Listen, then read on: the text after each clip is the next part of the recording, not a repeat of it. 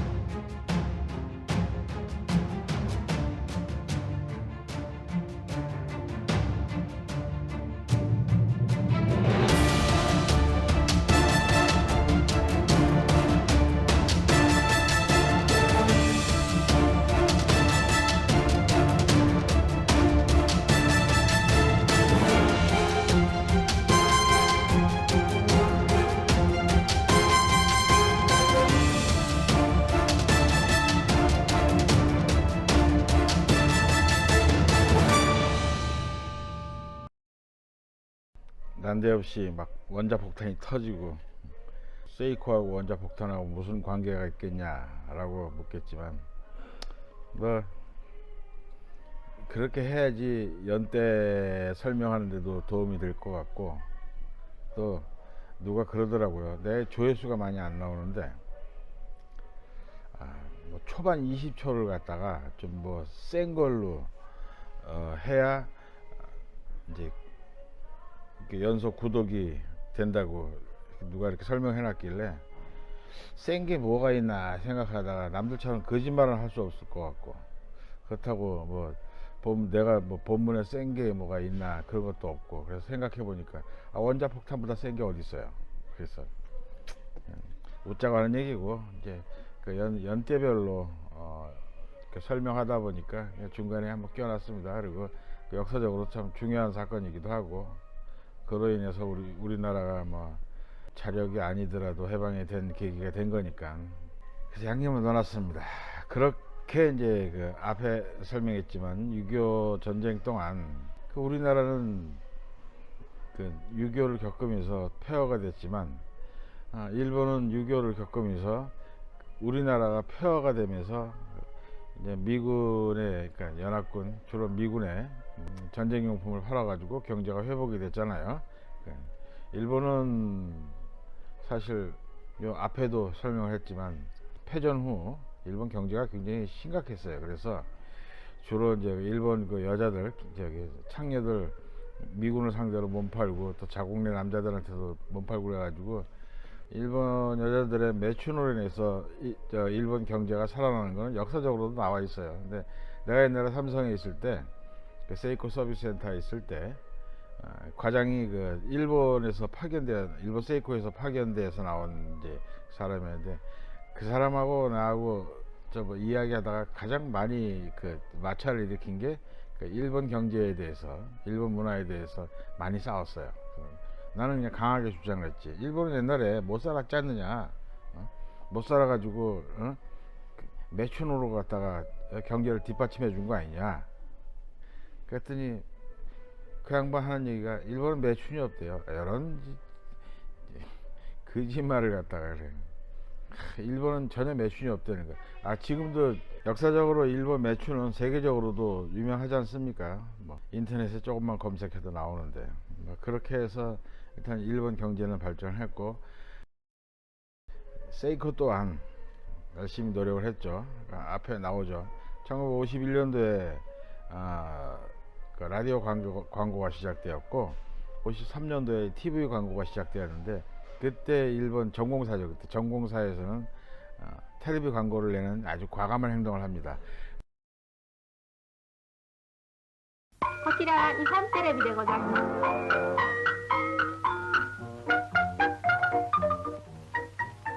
時計のゼンマイは一定の時刻に静かにいっぱいお待ちください。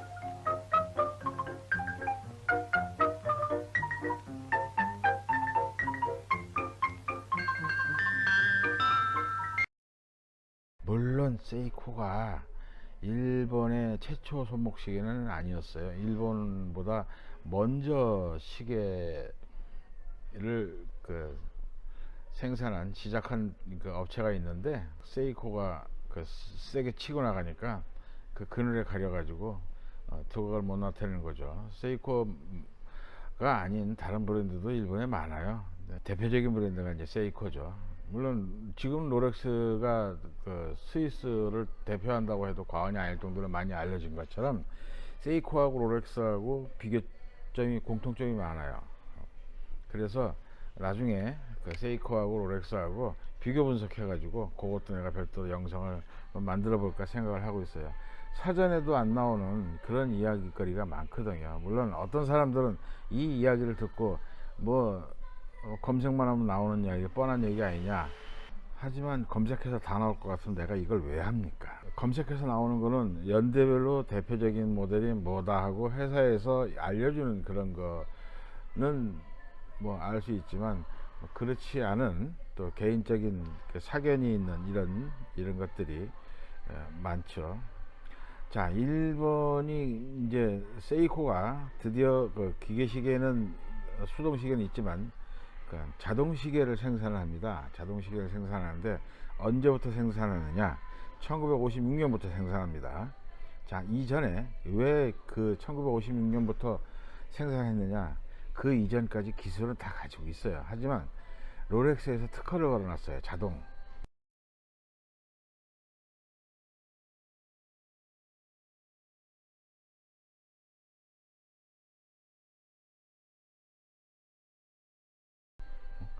1931년도에 뭐 세계 최초다 하면서 광고 지금도 나오지 않습니까?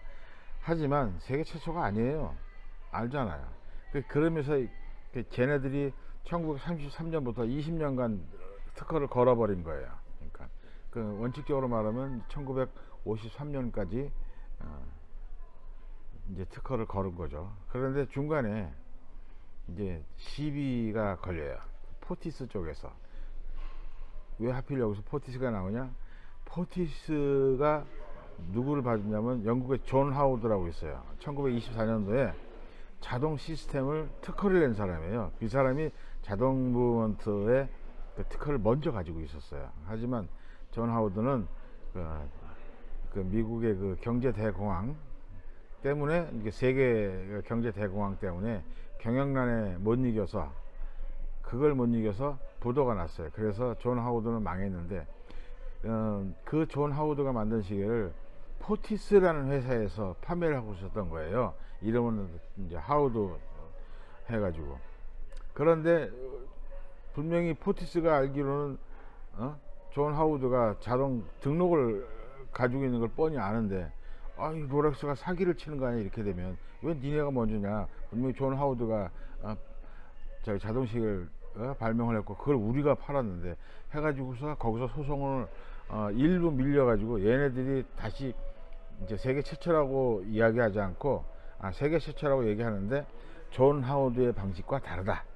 그러니까 편법으로 다시 이제 특허 신청을 한 거예요. 그러니까 존 하우드는 왕복으로 해서 이제 시소처럼 왔다 갔다 하면서 밥이 먹어지는 거고, 자기네는 360도 회전 시스템이다.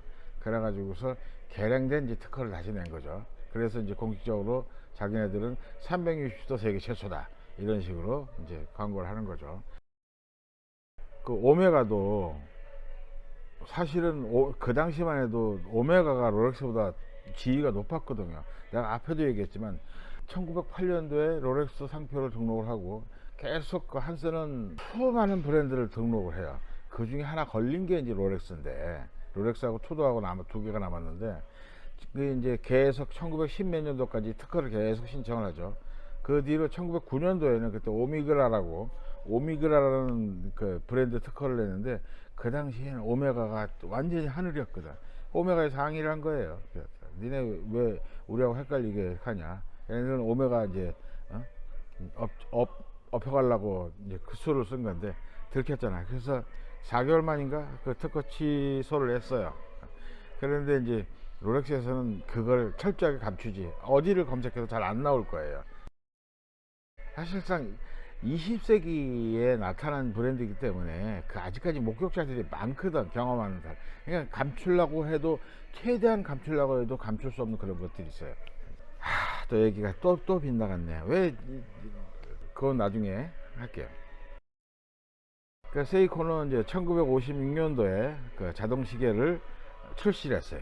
하고 1959년도에 내가 그 평상시 어디를 뭐 방송에 출연해도 세계 뭐 가성비 세계 최고가 세이코다 하는 거는 바로 이 부분 때문에 그래요. 이 부분. 요게 이제 세이코가 개발한 자동 시스템인데, 요게 전 세계 어느 시계를 뜯어봐도 요 부분만큼 효율성 있는 거는 없어요. 요게 일명 매직 레바라고 그래요. 매직 레바. 매직 레바에 대해서는